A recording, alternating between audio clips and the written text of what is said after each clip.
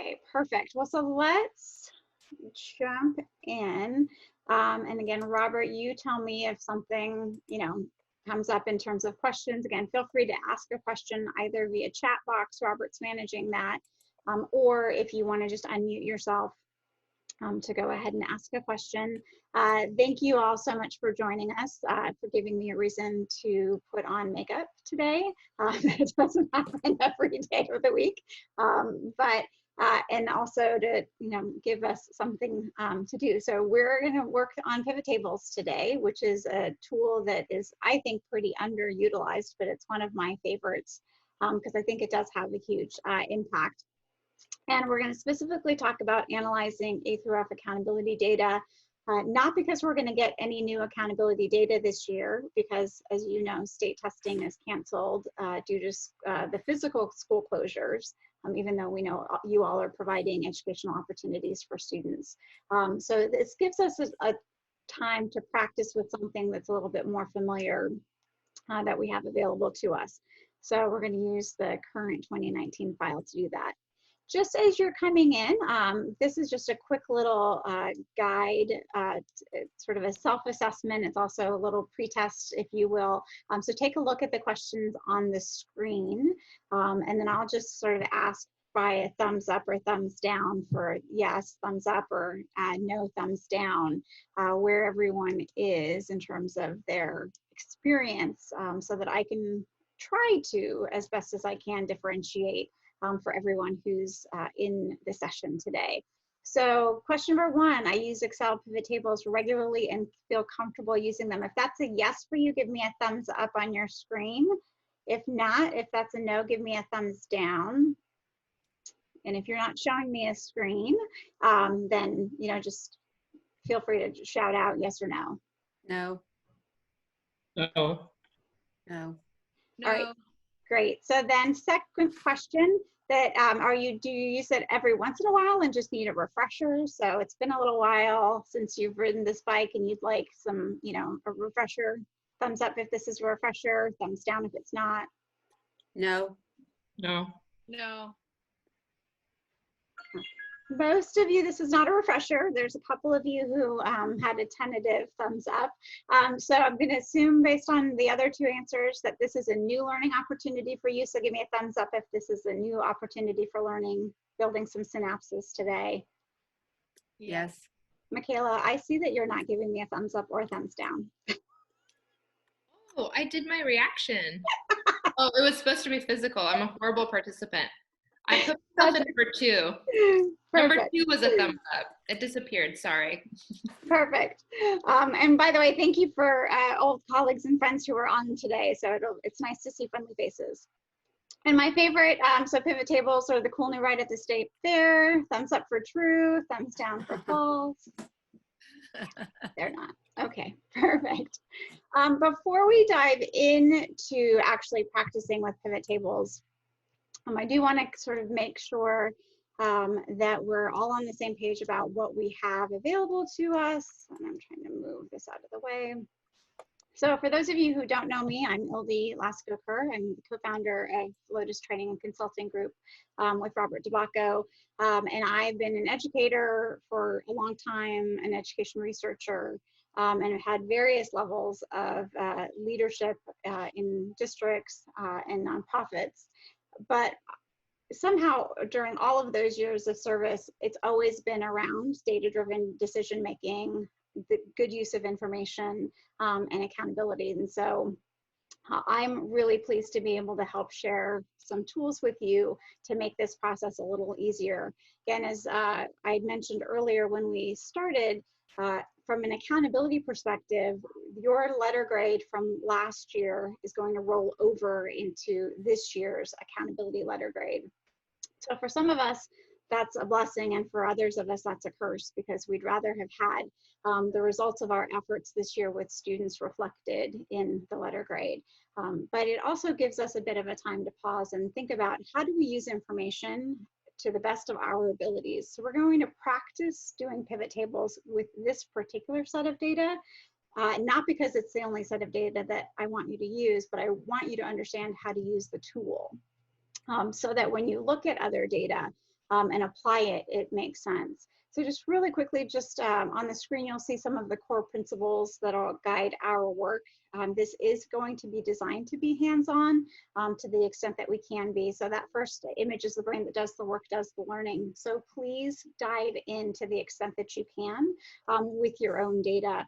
We want you to know where the end line is. So we're beginning with the end in mind. And so our goal is that you'll leave having actually created at least a few reports and charts that will not only make you feel comfortable with using the technology and the tool, but that you might be able to utilize effectively. So we'll have very clear learning targets that you'll see in just a quick second. And I want you to know where the pathway is to success, right? So the materials and the resources that we've provided for you are designed as a tool for you. So please, by all means, if you have any questions or concerns, something doesn't make sense, do let us know. So here are our objectives. Our goal is by the end of our session that you will have analyzed some of your proficiency and growth data using pivot tables. We're going to actually create some visual displays of data. So participants today on our session range from classroom teachers to instructional coaches to superintendents. So depending on who you have to communicate information to, we want to make sure that you can do that in both easy to understand, visually appealing charts and graphs. And then we're going to end a little bit just giving you some time to think about creating some SMART goals. So how might you address your population needs based on the information that you have in this file or the tools that you have moving forward. So just before we move on, any questions about either the objectives or what we're going to try to accomplish today?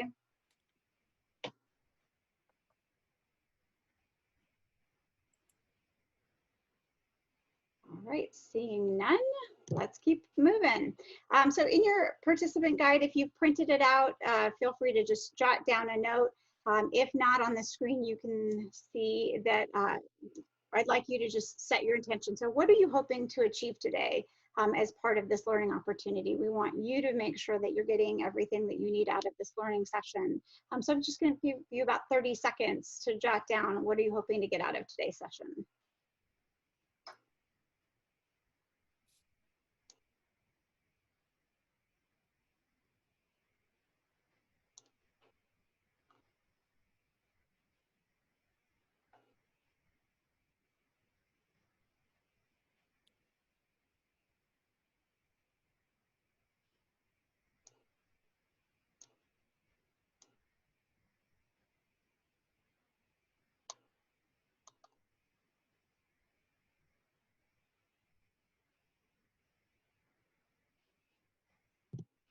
All right, so let's jump into some of the substance around what pivot tables are and why do I think that they're the most fabulous thing since sliced bread inside of Excel.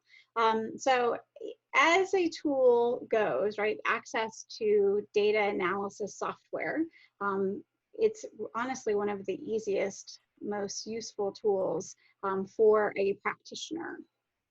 Pivot tables are going to be able to help you summarize, analyze, and explore and present all of your data in a way that makes it easy to communicate that information to others, which I think is ultimately the biggest hurdle for lots of people, depending on your level of leadership, so that you can quickly communicate and have a conversation about information.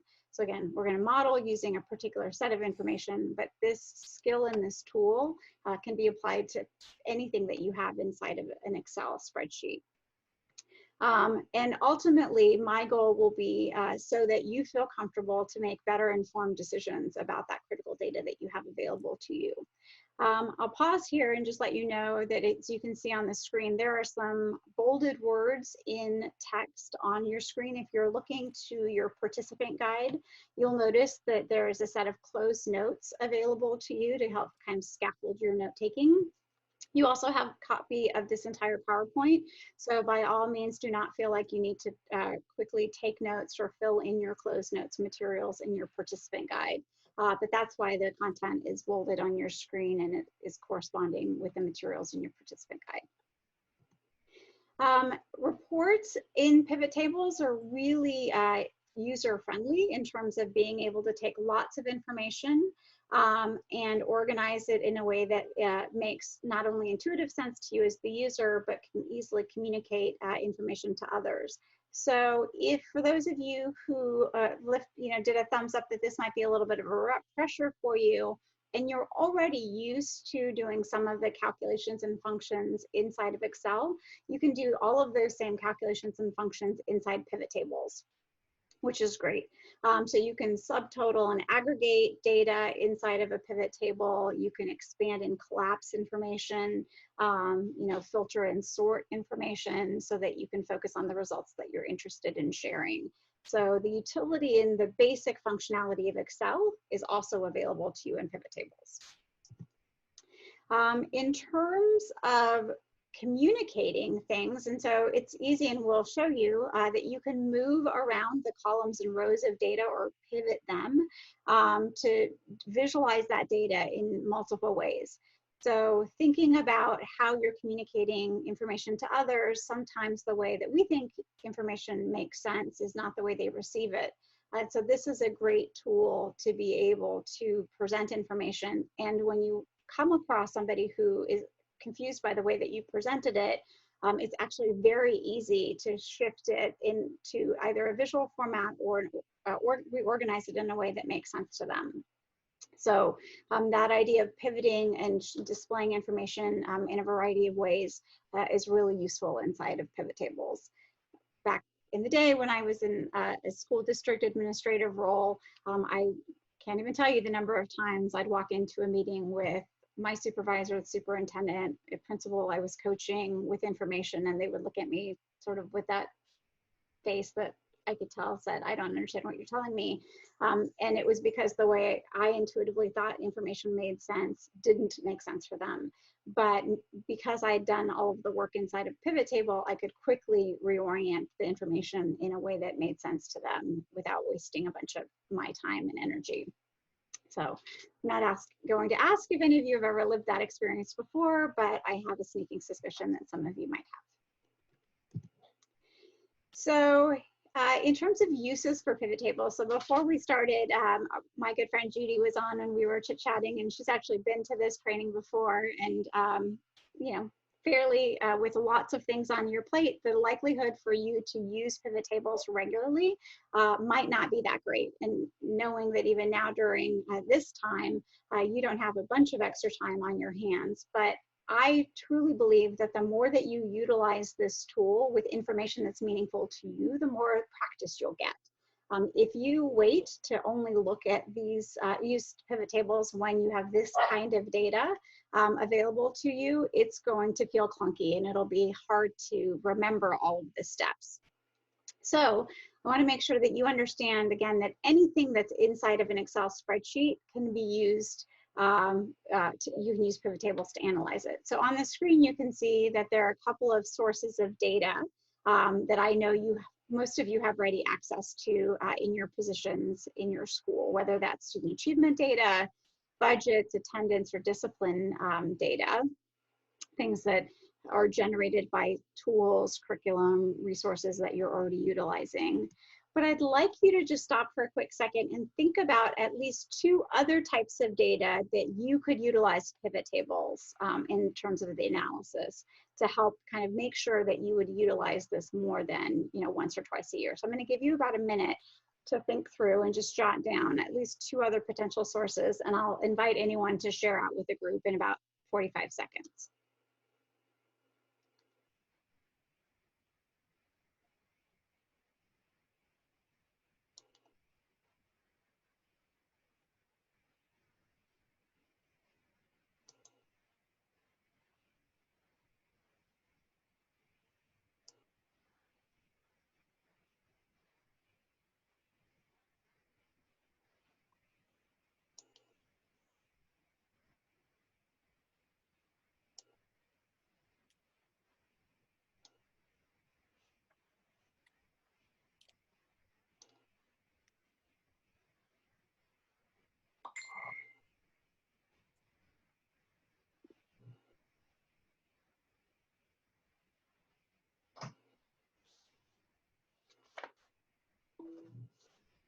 All right, does anyone want to be brave and share any data that they think that they could use pivot tables to help analyze?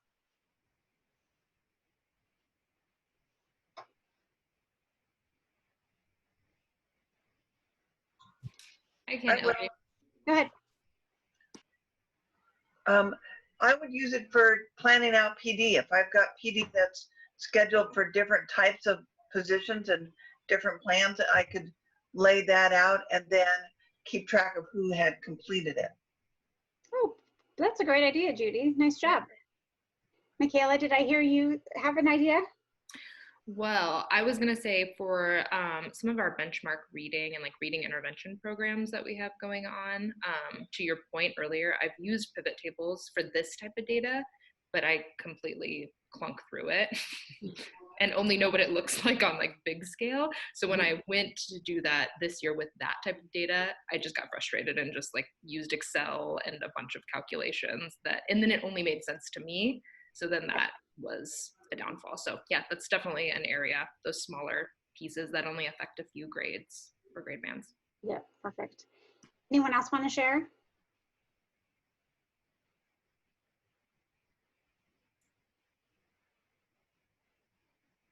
And if you're, I was thinking, I'm not sure because I'm just learning about pivot tables, but in terms of parent engagement and participation, and perhaps we also do surveys with parents. Yep. So perhaps using that as a way of analyzing the survey results.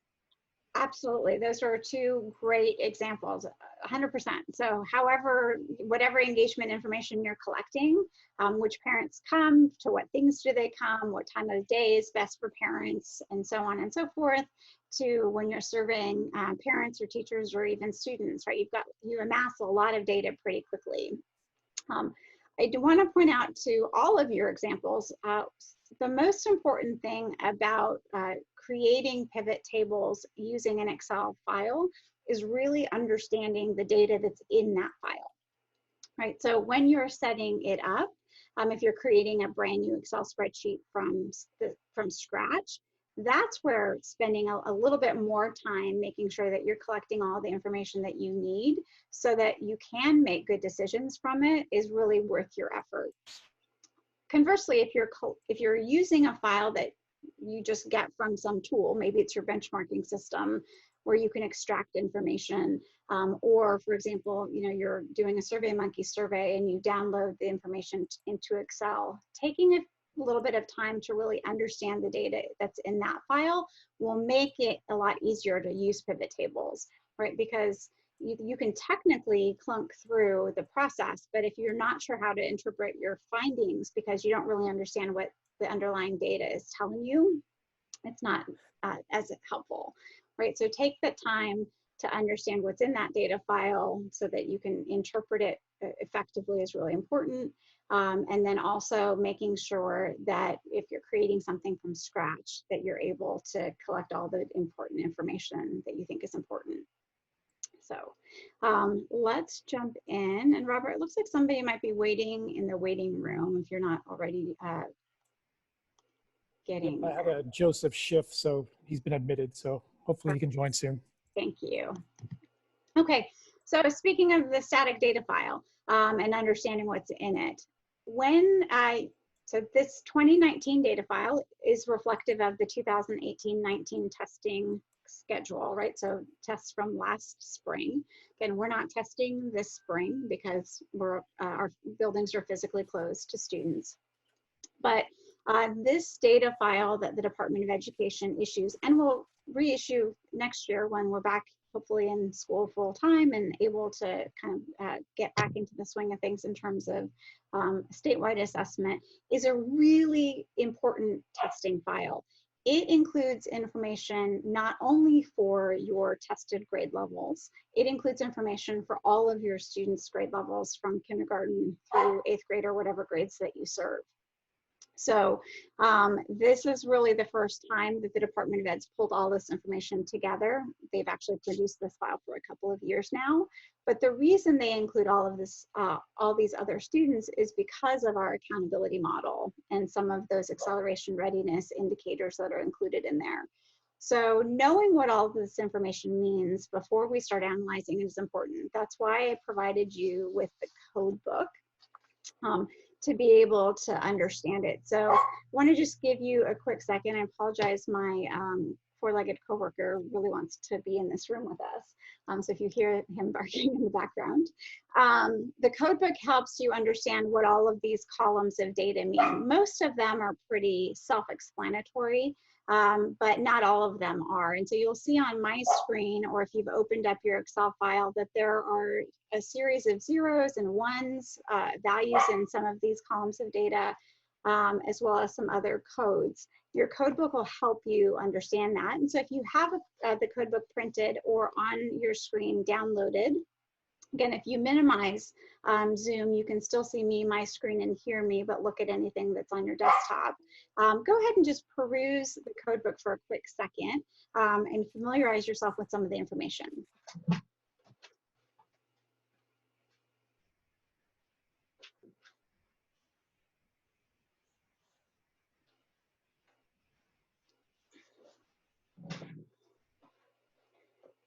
That was also the professional development equivalent of jazz hands to let the four-legged coworker into the room so he would stop barking.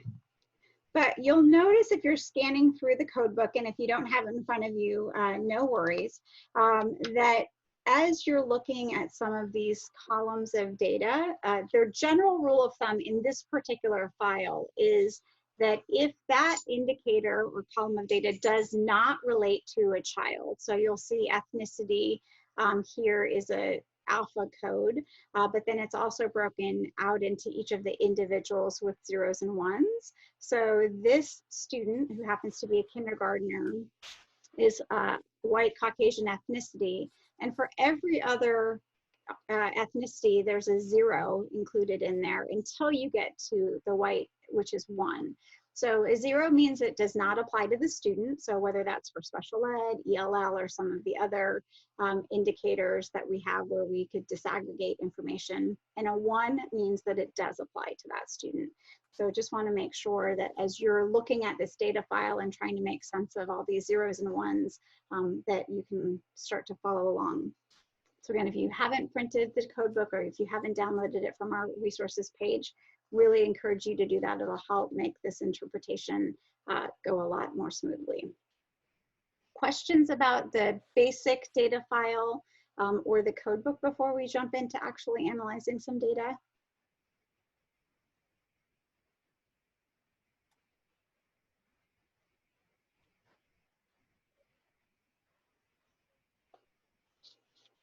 All right, let's dive in.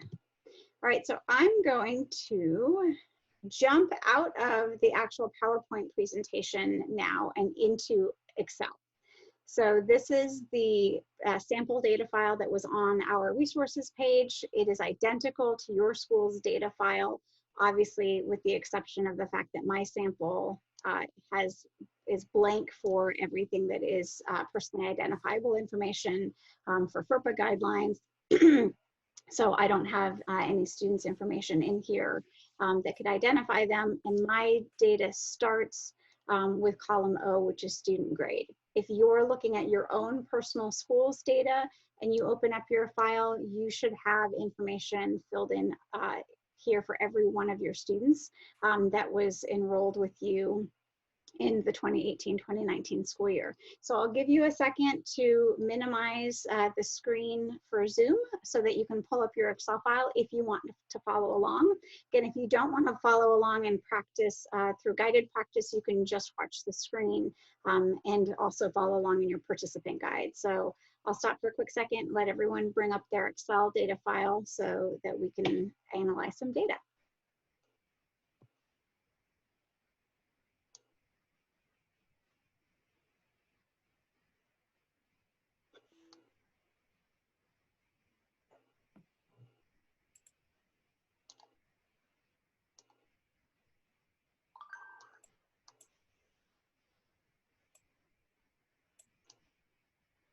See everyone's happy faces. All right, let's dive in. So now if you are following along in the participant guide, which is what I'm going to follow, For those of you who Excel is a bit of a refresher, or that you've had a bit more experience with this, I am planning on differentiating for you in two ways. One in terms of process, and second in terms of product. So the participant guide has all of the step-by-step directions. If there's something that you already know how to do, and you don't want to wait for me, go ahead and speed through the process. So feel free to use the guide as your structure to play with your own data until you get stuck or you have a question, obviously. And in terms of product, we're going to produce at least one pivot table and an associated chart. But if you've already had some experience using pivot tables before, and you can follow along with the step-by-step process, you're welcome to generate as many charts and pivot tables as you want during this time to make sure that this is a useful use of your time.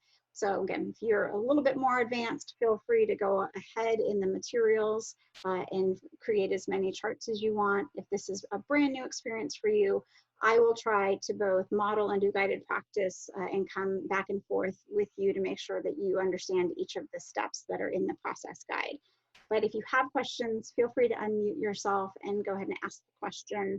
That might be a little bit easier than typing in the chat box at this point, since we're going to jump in. So starting on page 2 in your participant guide, you'll notice that we've got our Excel file open, and you will always find pivot tables in this second tab here, or actually the third tab, which is called the Insert tab. So go ahead and find your Insert tab if you're following along and trying to create pivot tables with me. And you'll notice that this first icon here is a pivot table icon. So if you click the pivot table, you get a little pop-up box. And I'll give you a second to see if your pop-up box shows up.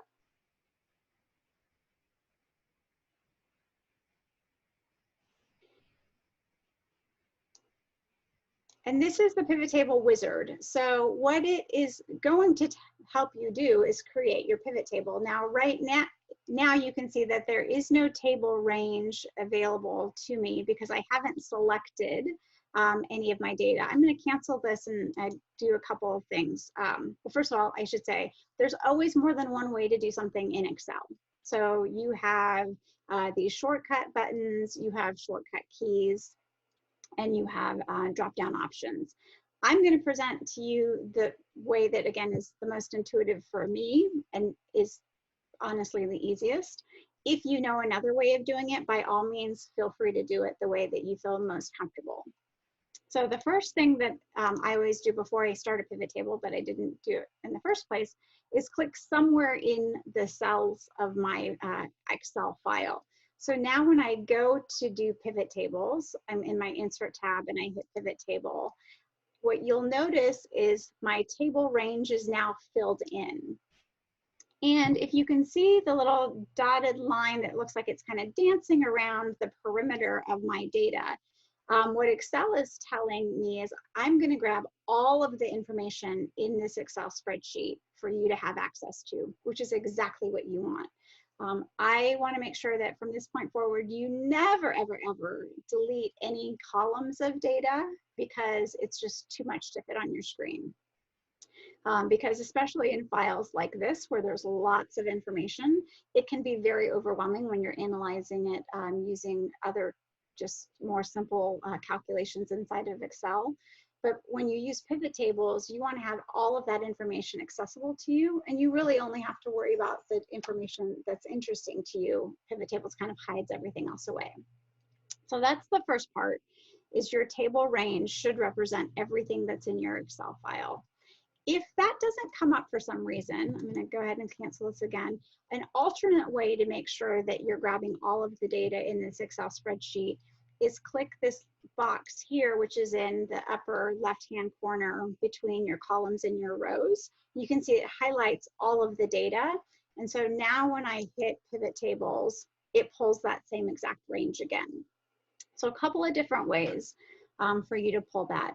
So once you've grabbed your data, your second option here in terms of the wizard is creating a new worksheet. it should automatically default to creating a new worksheet. But if it doesn't, you want to go ahead and make sure you check that button, because if you don't, it'll actually just lay your pivot table on top of your raw data, which is a hot mess. That's a technical data analysis term. So go ahead and choose new worksheet and hit OK. So going to give you about a minute to try to get the start of a pivot table. And if you have any questions, let me know.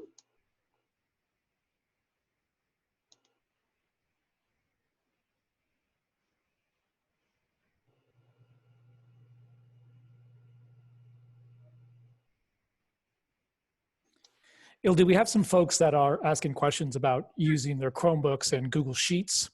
And so my responses to everybody are that it's possible to create pivot tables in Google Sheets, and it's a very similar process to Excel, though not identical. So it's tough to follow along exactly at each step. But my suggestion is pay attention to how you create pivot tables in Excel, because it's very similar in Sheets. And then once you get a chance to create your pivot tables and Sheets, feel free to reach out to us if you have other questions. Can I give a specific as to that? Sure. Yeah, go ahead. Go ahead, Sean. For example, the pivot tables is under data in Sheets. So you're going to have to not go into the insert. You're going to have to go into data and find pivot tables there. Yeah, that's also true for Macs. So if you're working on a Mac version, so any kind of Microsoft or Macintosh product, your pivot tables will be in the data section as well. Yeah, it depends on what version of Excel we're all using, and some of us are on Sheets. So, apologies for the discrepancies in technology for everybody, but it is very similar on Sheets to create pivot tables, and you should be able to follow along for the most part. Yeah. And thank you, Robert, for pointing it out. As you're playing with this, and if it doesn't make sense later on, you're always invited to just shoot a quick email question, or even a screenshot of, this is what I created, does this look right? I'm happy to help kind of troubleshoot and support you after the session is done too. So we want to make sure that this is a tool that's useful to you. All right, so now that you have sort of the start of your pivot table, every sheet, so you'll notice down in the bottom of mine, I have a tab that I have named raw data. I highly recommend that you name your tabs because eventually, as you're creating pivot tables and you have new worksheets added to this Excel file, it'll start to get very hard to go back and find the things that you want if you haven't named them. So if you haven't named your raw data tab, or you don't like what it's currently named, there's a couple of ways to change the name. I'm going to do it on this Sheets option. I can right click if I'm using a mouse, and I have the option to rename, or I can double click and you can see it highlights it. And so this is going to be, we're going to do a proficiency. So after the fact or before the fact, I can rename it. Now, you might have noticed that all of this stuff on the right-hand side of my pivot table went away. That is always an anxiety and panic-producing moment for people when they're like, I don't know how to get it back. A couple of ways to do that. First, and almost always it works, click back inside where your pivot table is or will be if you haven't created one yet, and it will come back. Alternatively, if you click inside of your Excel sheet, you should be able to find your field list, and it doesn't want to find my field list here because I haven't done anything yet. So I'm going to go ahead and just click back into my pivot table. So don't panic if you lose this information over here, it'll come back. So if you're following along, we've got a sheet, we've opened it up, we're ready to go. We've got a couple of things we need to know about our wizard. So in your pivot table field list, you'll notice if you scroll through, these are the columns of data in the exact order that they appear in your Excel spreadsheet. So pivot tables doesn't alphabetize them or do anything silly like that. They just are listed in the same exact order. So back to my comment around knowing your data file really well, it's helpful. The more familiar you are with the way your data is organized, it'll make it just faster. for you to be able to pull information, because you'll know close to where things are that you're interested in looking at. Here underneath is where you can drag your contents from the columns and the rows into, so you can start to create your pivot table. So we will literally be dragging information from the list into either the filters, the columns, the rows, and the values. Some versions of Excel pivot tables, and sometimes even in Google Sheets, you can drag information from this field list directly over into the pivot table itself. Now, my version, you can see that I can't do that because I have that little like no circle with a slash through it. I can't just drop it anywhere. But other versions, this is actually an area where you can manually drop in content. So again, depending on whichever version you're using of Excel pivot tables, there might be slight differences in functionality. Before we can start actually doing a pivot table, you'll see in step 3 on page 2, we need to ask a question. We need to want to know something about all of the data that we have available to us. So I'm going to suggest that we ask the question, how many of our students are in the low, typical, and high growth categories by grade level? So this testing file not only has our proficiency data in it, but it has our student growth percentile data for students. And so we, should look at that. But unless you're just wanting to sort of describe all of the information in the data file that you have, most often you've got a question you want to answer with the data. And so knowing what that is ahead of time is important because it will help drive the fields of data that you need to be sure you're pulling in order to answer your question sufficiently. So you can see in step 4 on the participant guide, if you're following along, the data that we need to answer the question, how many students are in each of the performance levels, the categories by grade, we need to make sure we pull test subject, so reading and math. We need to pull our grade levels, and we need to pull student growth percentile data. So helping organize your thinking before you start doing a pivot table is really helpful. Any questions yet about sort of where we are up to step 4?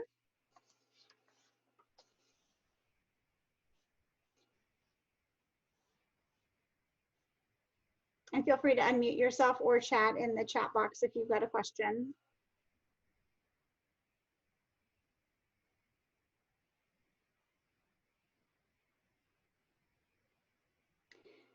All right, so then let's dive in. So on page 5 is where, in the participant guide, is where the screenshot is for the actual creation of our pivot table.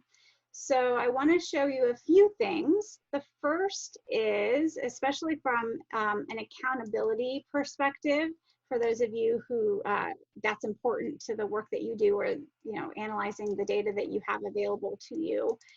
In this file, you can see that we've got school and district full academic year, that's FAY, stability, as well as some of these other information that we could potentially filter on.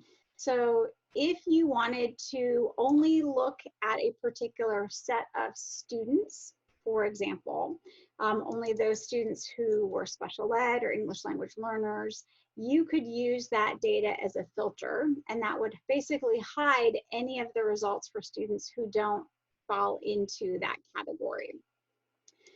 Or you could choose to not use any filters at all and just include all students. I want to show you how a filter works just visually.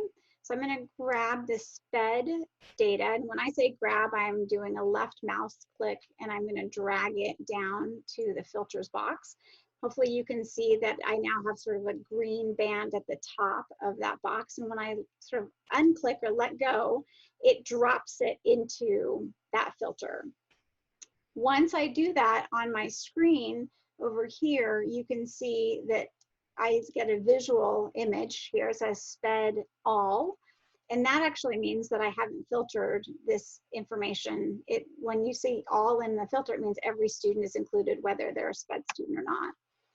In pivot tables, you'll notice that anytime you see a little drop down arrow or a black arrow at the end of an option, it gives you the chance to do something else with it.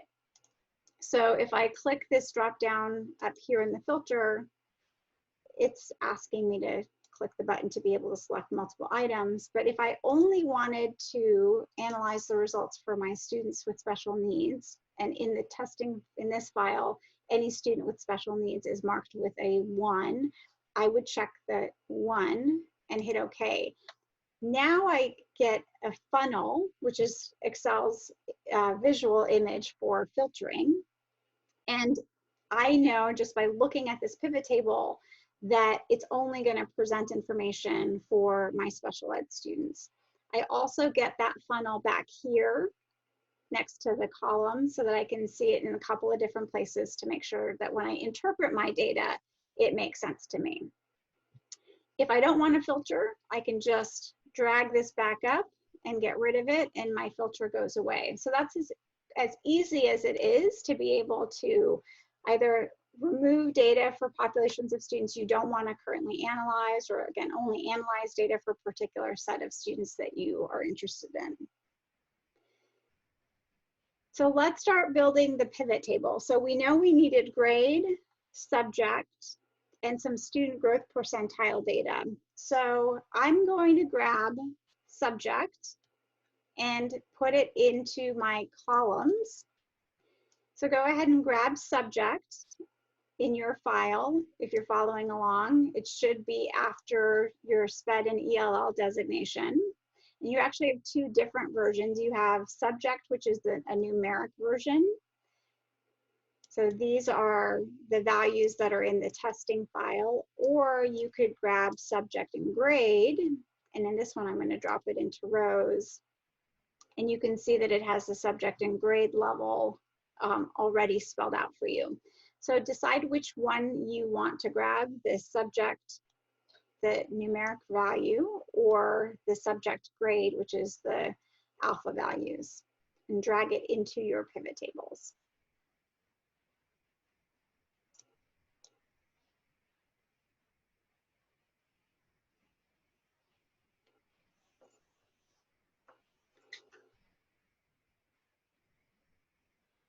Let me know if you don't have subject and or grade in your pivot table by either unmuting and letting me know that you have an issue, or letting Rob know by chatting.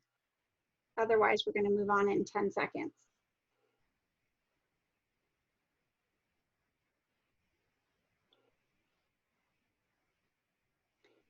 All right, perfect. So the next piece of data that we need in order to understand how to to answer our question, how many of our students are in each of the growth categories, is actually pulling the growth category data.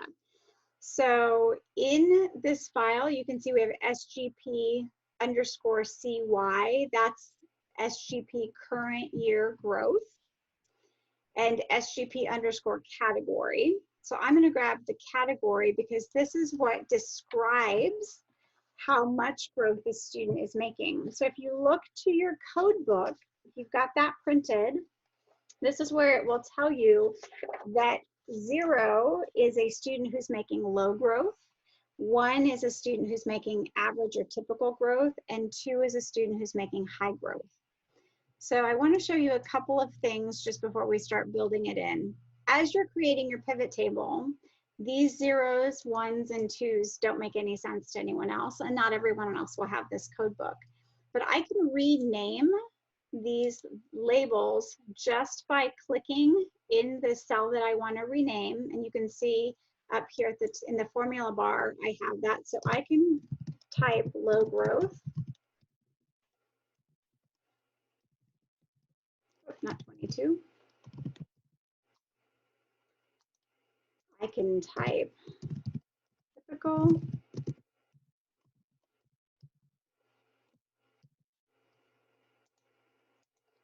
and I can type high. This does not change the raw underlying data that is in the Excel file. All this does is help make it easier for me to communicate and interpret these data. So if you want to rename the labels 0, 1, and 2, all you have to do is click inside of that cell. In the formula bar, you can retype in. 0 is, again, low growth between 1 to 33. 1 is typical growth between 34 to 65, and 2 is high growth, 66 to 99. So I'll give you a second if you want to update that label so you don't have to keep in your head or try to remember what those values mean.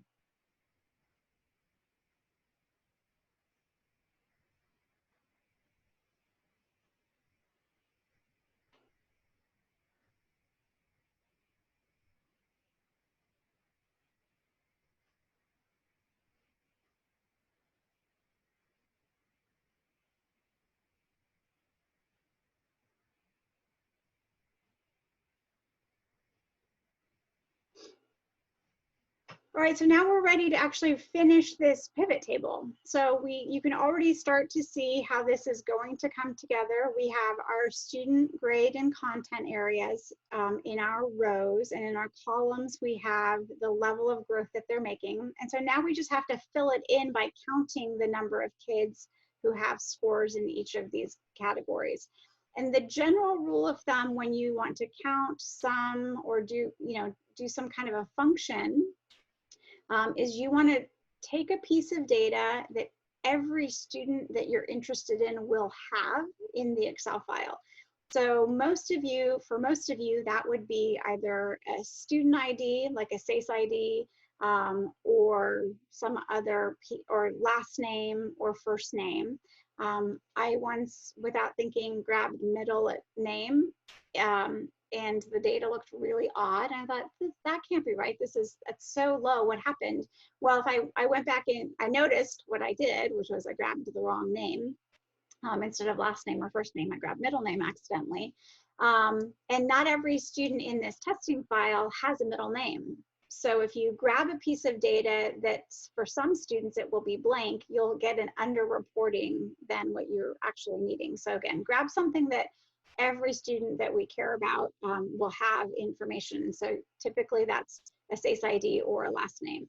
Since in my practice file, I don't have any of those fields, I'm going to grab a piece of data like SGP current year, or I can grab SGP category, for example, because that'll be for all of the students that I want to analyze, they'll have information there. So I'll grab that piece of data and I'm going to drop it into the box that says values. Values is what will represent the mathematical function that we're asking pivot tables to do. So in your file, go ahead and find either SACE ID, last name, first name, or again, if you want to grab the SGP current year data and put it into the values box. And I'll wait for you for just a second.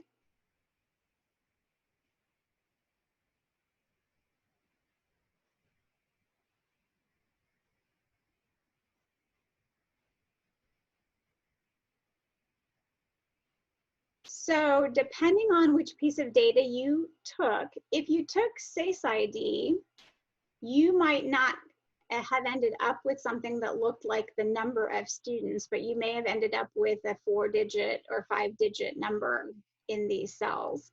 If that happened to you, that is because if you look at this values box here, mine says count of SGP, which is that it is counting up the number of students. But if I click on this drop down arrow here, I have an option to change the settings. So value field settings is the option I would look at. Some of you might have, Excel tries to intuit what you're asking it to do, and it might have created a sum. So if you can see, if Excel accidentally summed it, which is add them together, you'll end up with a number that's significantly greater than the value. If that happened to you, no worries. All you have to do is click that little arrow at the end, choose value field settings, and change it to count, which is counting up the number of them as opposed to totaling them together. So anybody have difficulty creating this version of their pivot table? If so, just let me know.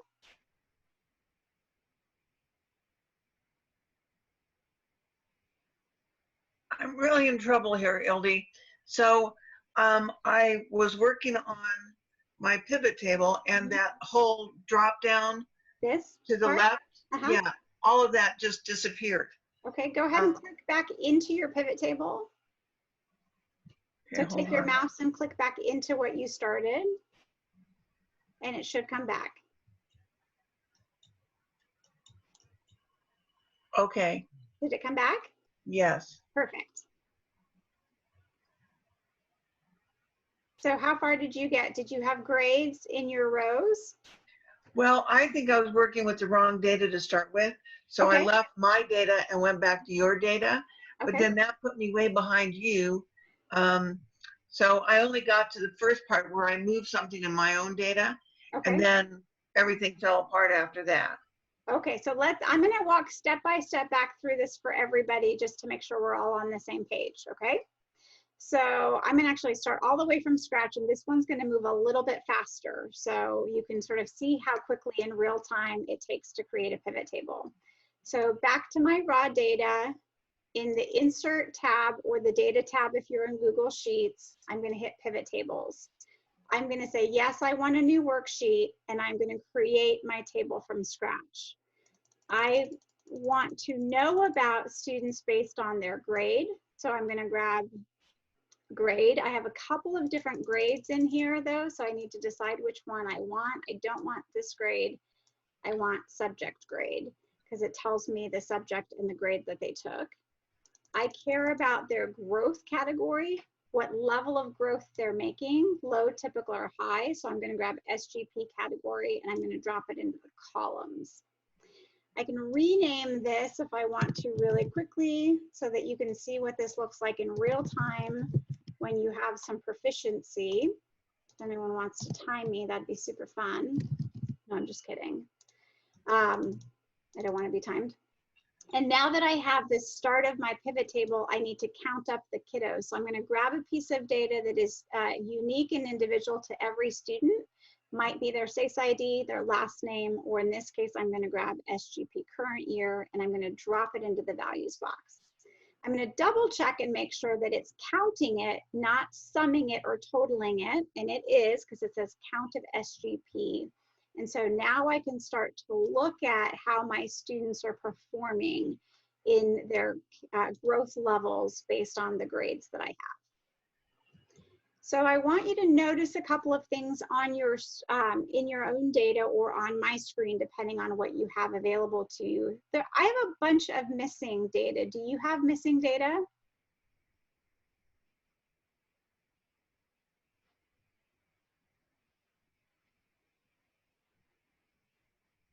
Some of you might not. You'll notice that in my practice file, I have scores for kiddos that are in high school, that are in elementary, and in middle school. So if you see any missing data, for example, there's information for grade levels that don't make sense or that you don't want to look at, you can always filter them out using that same little drop down arrow here at the end of the row. And so if I click on that, I can decide which grades I want to display. So let's say, back to those folks who have some proficiency in Excel, I want to filter out information. If I only wanted to show English language arts data, I could just hide all of the rest of the data. Again, it's still available to me in my pivot table. I just said, I'm not interested in looking at that right now. When I uncheck the boxes, I get that same filter icon back here, as you'll notice, right? That funnel comes back. And so now I'm hiding it. Now, if you'll notice, I have grade 3, but I don't have any data in grade 3. Does anyone know why that's the case with the growth percentile scores? Because they didn't bring forward data from the prior year. They don't have enough years of data. Yes, and so we don't test everybody in 2nd grade. So our first year of growth data is actually in 4th grade. So we take their 3rd grade AZM2 data and compare it to their 4th grade data to get a 4th grade growth score. If we had tested 100% of our students in 2nd grade at the state level, we could have growth scores in 3rd grade and any other grade down. So I'm going to hide that third grade data because I don't want it to confuse anybody, and I certainly don't want to have to explain that to the 100 people that I'm going to share this information with at a presentation down the road. So now go ahead and organize your data if you're wanting to hide anything, or if you want to filter out any particular set so you can practice that functionality. Again, at the end of your column or your row, you've got that little drop down arrow. You can pick and choose what data you want to show. So I'm going to give you about a minute to just orient the screen and the data that you're displaying in a way that makes sense to you.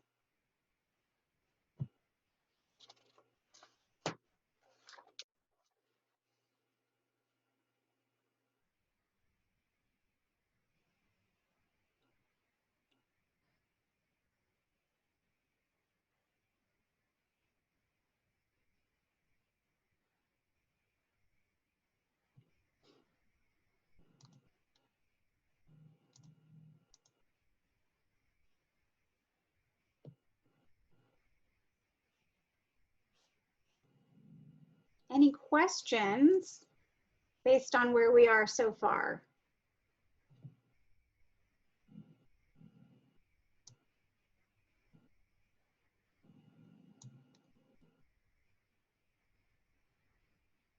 All right, I want to show you a couple of tips and tricks, if you will, at this point. So we haven't done very much pivoting yet. So now that we have our basic pivot table organized, to me, I like to see my grades and content areas in rows because that's just the way my brain works. And I like to see the columns of data represent the categories. But that may or may not make the most sense to you as the consumer of data or the person who we have to present this to.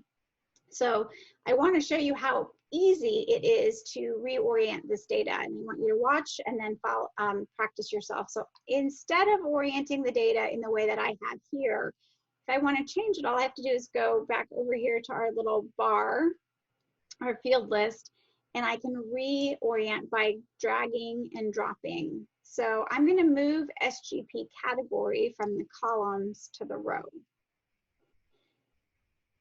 to highlight a couple of things. So when I have multiple things listed, multiple fields of data listed in either the rows or the columns, the order in which I'm listing it is telling pivot tables what is the most important in terms of priority. So because subject and grade is the first option here in my stacked list, as you can see, it's going to present the data by grade first, so English Language Arts grade 4, and then present to me the students that are low, typical, and high within 4th grade. And then do that for every grade level. So go ahead, if you've created a pivot table and it looked like this before, practice moving it. So grab subject and grade and drop it under, or grab SGP category and drop it under subject and grade.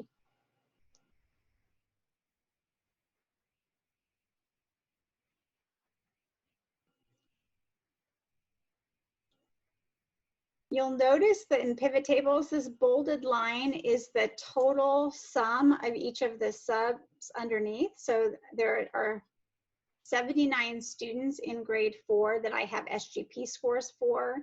26 of them are in low category, 22 of them are in typical, and 31 are in high in my testing file. Yours is going to obviously look different.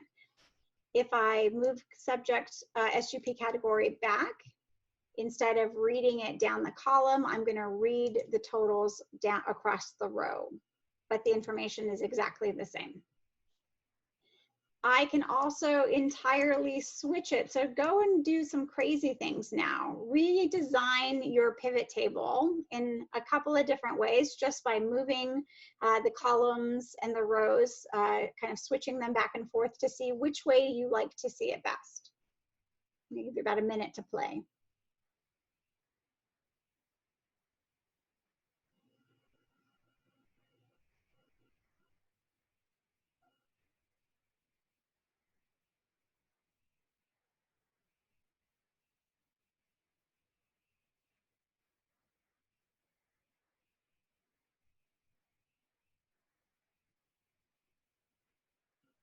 And once you've settled into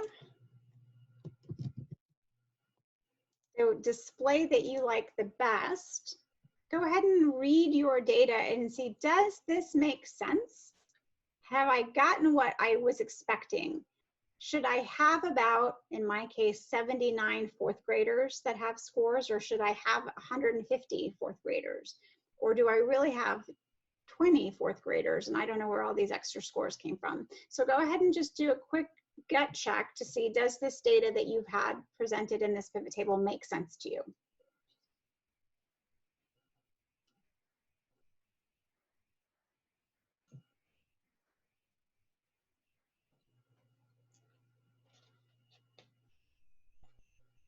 If you're following along in your participant guide, we're on page 4 and we're at step 7.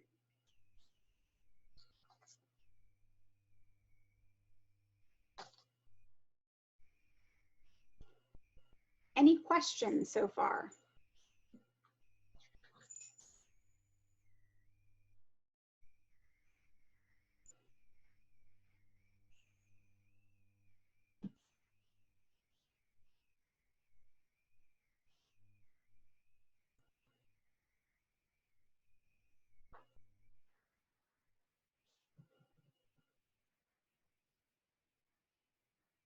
All right, so once we've got a pivot table that we like, and by like I mean it presents the information in a way that makes sense to us, it is accurate, we've calculated the things that we want to calculate, I want to show you a couple of faster tips to make this process go even much more smoothly. So anytime you've created a pivot table, and you want to create an identical pivot table to it, my go-to recommendation is just a simple copy and paste. So I'm going to show you how to do that. I'm going to add a filter here just to show you the filtering function in case you ever do filter a pivot table and decide to copy and paste it, because it's important to, when you copy and paste it, grab everything including the filter. So if you filtered and you want to copy and paste to create an identical table to do something else with, you must grab the little filter row that's above it. Otherwise, your pivot table will lose that filter function. If you don't filter and you just have a regular pivot table, you're just going to highlight your pivot table. And you decide, I like to start from my bottom right and go up. Some people like to go down. It's totally up to you. Go wild and crazy. Then simply right click just like you would a copy, or you can do a Control-C if you like to do the cheat buttons. And somewhere a couple of rows or columns away from your pivot table that you currently have, so I moved over a couple of columns, I'm going to paste my pivot table. The reason you want to move over is, remember that we filtered this pivot table. And if I decide to unfilter it, pivot tables can't overlap. So if you have a pivot table either directly under it or directly next to it, and you change the pivot table, you'll get an error message. And I'll show you what that error message looks like, just so that you can see what. So because I said, no, I want all of my grade levels back, and grade levels are in the columns, they would be going out this way horizontally. And I get an error that says, no, you can't overlap your pivot table. So that's why you want to give yourself some room. And in this case, I don't want that anyway, so I'm going to move it back because I don't like it that way. So now I've got a bunch more room. But what you'll see is that now we have two totally independent pivot tables. So I changed that first one back to the way that I liked to see it, but you can see this second pivot table is totally separate and remains exactly the same. So now I can change this pivot table from English Language Arts, for example, to math, right? So if I wanted to have an ELA and then a set of math pivot tables, I can do that pretty quickly. Now, if you're used to creating pivot tables, it didn't take me very long to create this one to begin with, but I'm all about saving people time and energy. So now I have two pivot tables kind of side by side. I'm going to make them even closer together so you can see. And they are both separate, independent from one another. So go ahead and take a quick second to copy and paste your pivot table and change something about the second pivot table so that you have two distinct and unique pivot tables on your screen.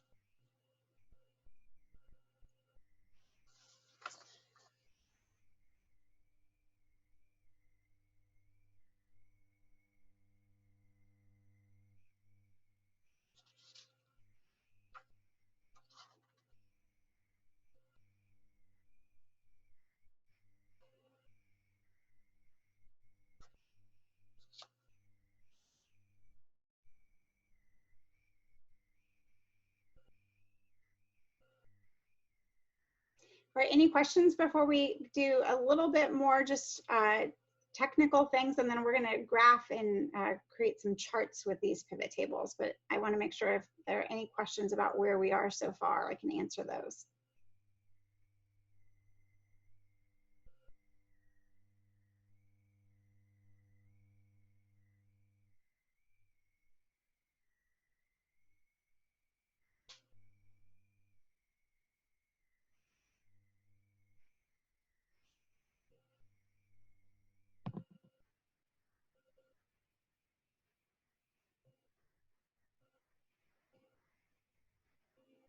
All right, you are probably not very often asked simply the number of students that are included in some category that you're interested in learning about. And sometimes the number of students that you have in your school is so small that you can't publicly report that information anyway because of FERPA. So I want to quickly show you how to create instead of counts or the counting up the number, how to create the percentage of students in each of these categories, because more often than not, you're going to end up being asked to report the percentage of students that are in each of, you know, the performance levels on the state assessment or their growth categories. So using percentages as the metric is probably more common than using the count.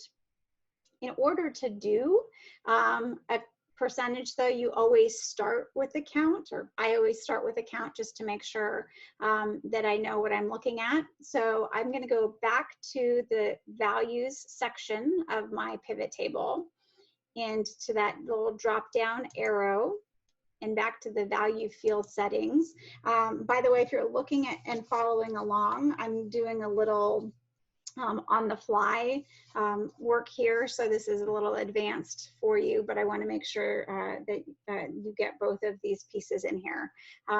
In the value field setting, when it comes up, if you notice that first little, it looks like a file folder tab says summarize values by, and it says count. Immediately behind that is another little file folder tab that says show values as. I'm going to click that button, and right now it says no calculation, which means it's not doing anything other than counting up my data. But if I want to calculate the percentage, I'm going to choose the drop down arrow option, and I can choose the percentage of either the grand total, the column total, or the row total. Now, it's important to know which one of these you want to choose, because depending on which one you choose, it'll either total to 100 across the row, the column, or out of the grand total.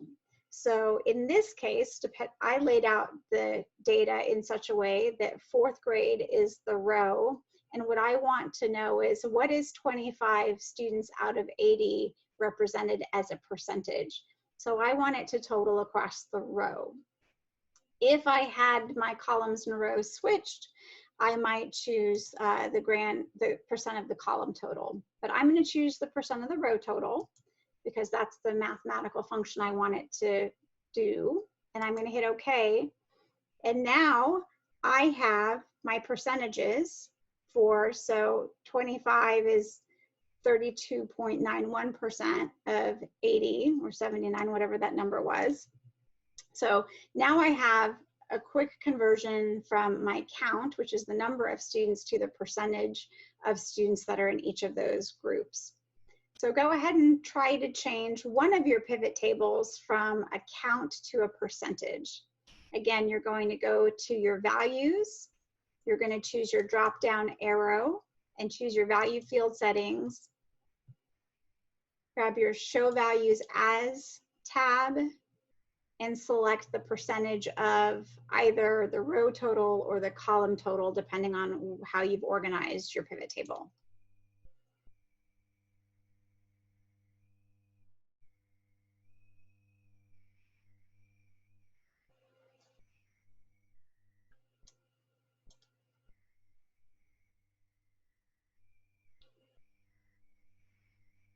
And let me know if you have any questions.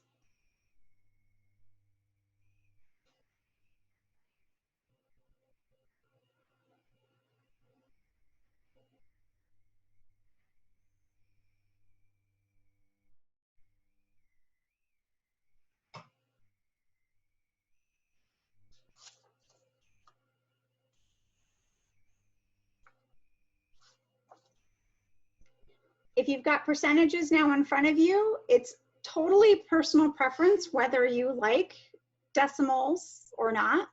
I don't like decimals. So in order to change them, I'm going to highlight my pivot table. I'm going to right click it and I'm going to change my cells. So in the format cells option, so again, I don't like the percent or the decimals. I want them to be whole numbers. So I'm going to highlight my pivot table. I'm going to right click and choose format cells. And then I'm going to get rid of those decimal points by choosing my number and going to whole values. Boop. Or not.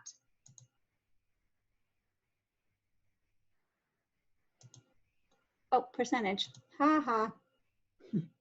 Not number. See, you make mistakes in it. Pivot tables tells you right away.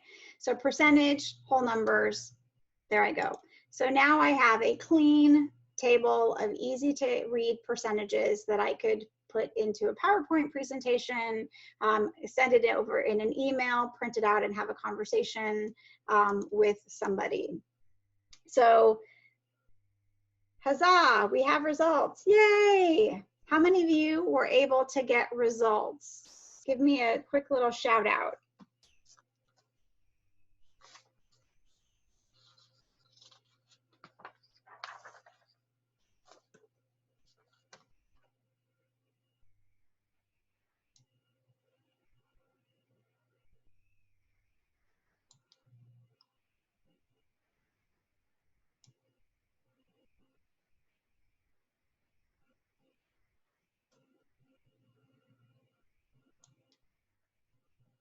Are we doing okay?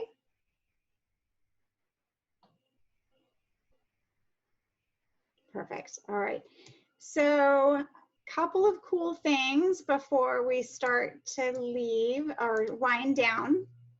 So once you have a pivot table created, and some of you, if you're looking at your own data and not my pretend sample data file, are going to want to know, gosh, I really wish I knew which kids were in this low growth category for grade 4 or whatever piece that you're interested in.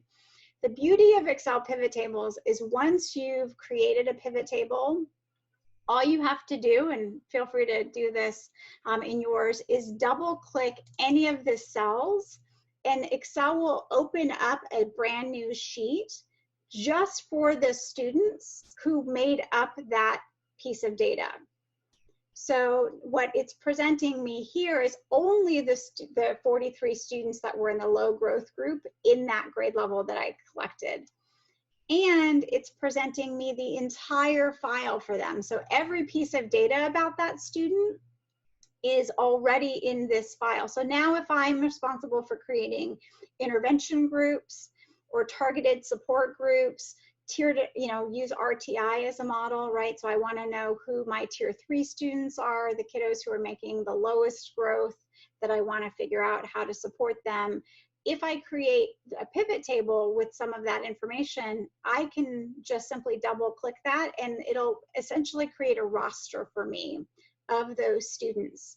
Now, I could have found them in the raw data file, kind of hunting and pecking and searching for them, right, by filtering their scores or doing some of those other things.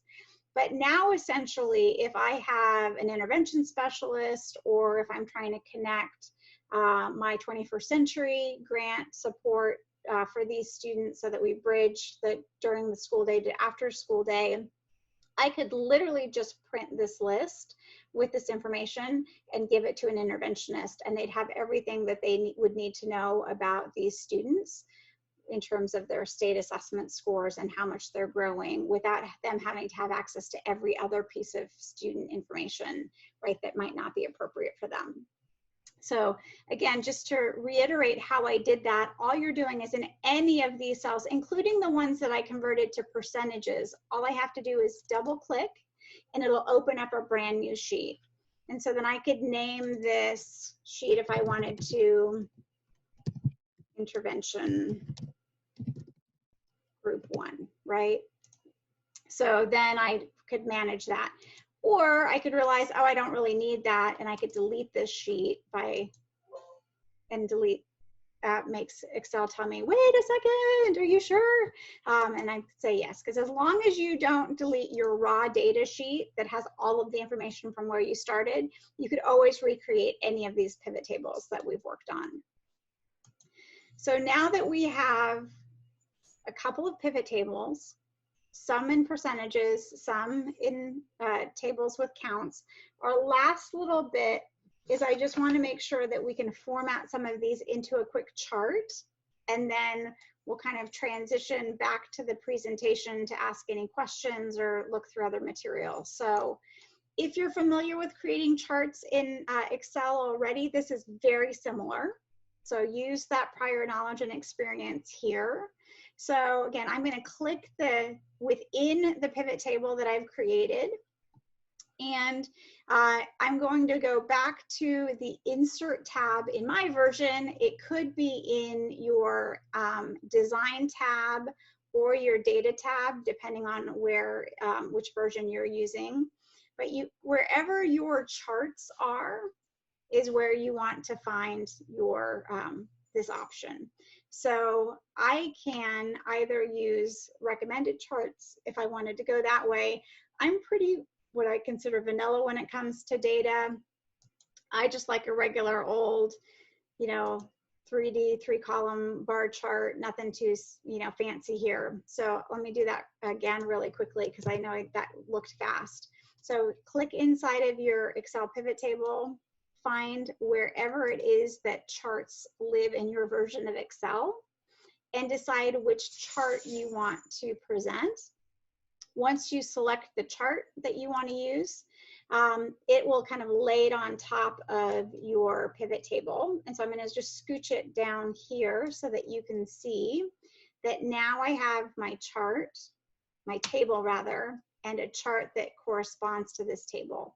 And the same filters that I've used here are also shown up here, and I can see that because I have these same icons.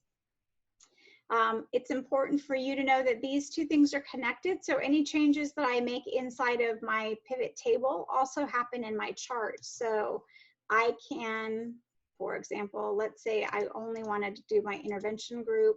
I can hide things directly in my chart, and it'll make that change in my table, and vice versa. So these two things are connected, which is a huge time saver, especially when you're trying to create presentations and materials so that you're not doing this by hand and by scratch. And then you can decide if you want, however you want to format this. So if you decide you want to choose a different style where there's a title and you want to label your axes, you can do that. There are a bunch of different versions, obviously, of the different designs. So you can format, you can change the chart type in a variety of different ways. right? So you can, if you're comfortable with working with charts in regular Excel, the functionality inside of pivot tables is nearly identical. Questions about either the charts or how we got to creating, you know, from a table to a chart?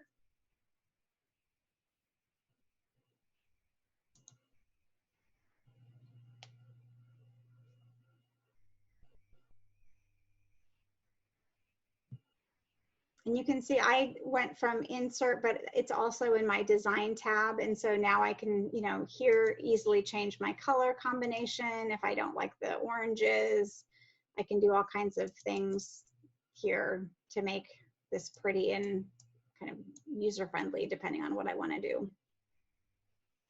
So if you're following along in your participant guide, we're on page 7. We've created our chart.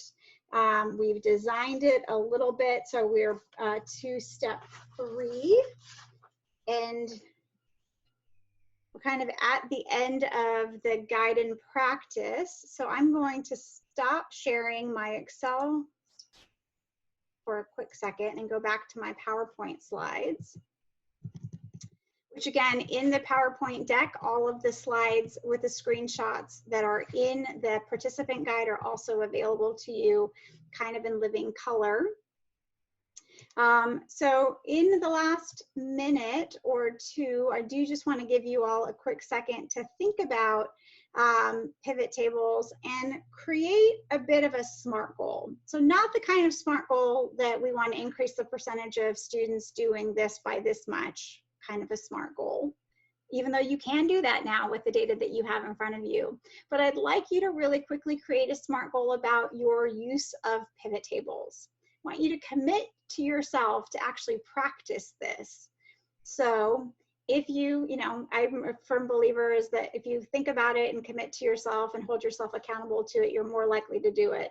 So, you know, just rattle off in your mind what is specific, measurable, attainable, and relevant time-bound goal for practicing pivot tables would be for you, given whatever you are doing now at this time. So I'm going to give you about a minute or two to do that.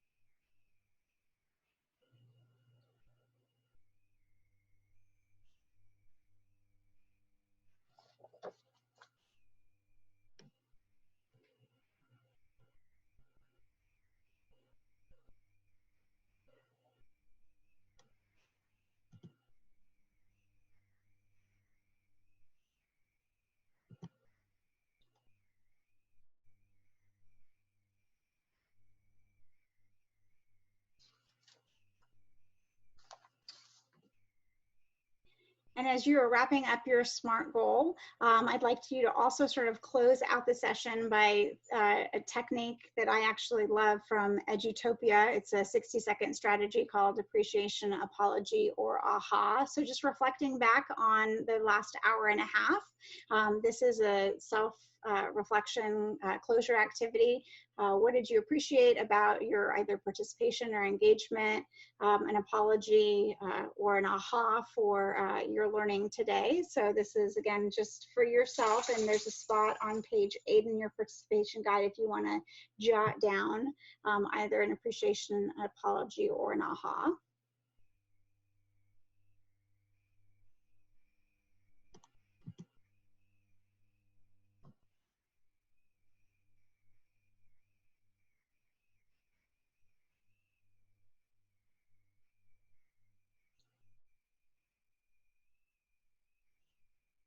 And before I open it up to questions, on the screen is a QR code. If you've got a phone, a smartphone, you can just scan it or take a picture of it. If you've got an iPhone, to go to our webpage to complete a survey of our session today. You're also invited to just go to our webpage where our resources and materials were and select the survey link and give us some feedback.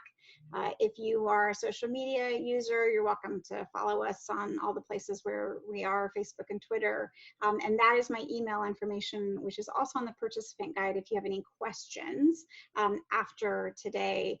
And if you're practicing on your own for later, you can always reach out to me. So I'm going to open it up just for any questions. I won't unmute everybody, but if you have a question or want to share anything, you're welcome to unmute yourself for any Q&A or dialogue before we wrap up here in a few minutes.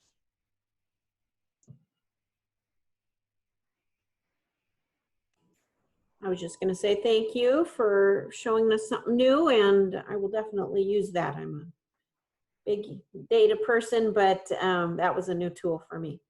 Perfect. Well, thank you for joining us, Carrie. I appreciate it. And like I said, practice, practice, practice. It will get easier and faster the more that you actually practice with the tool. And you know, you can't break it. So as long, like I said, as long as you don't delete your raw data file, you're going to be fine.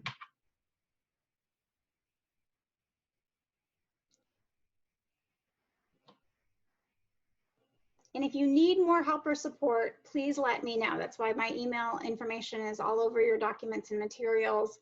I'm happy to take and field questions or look at materials that you've created as you're practicing. So please don't hesitate. That is a real, true, and open invitation to interact and engage if you have any questions after today.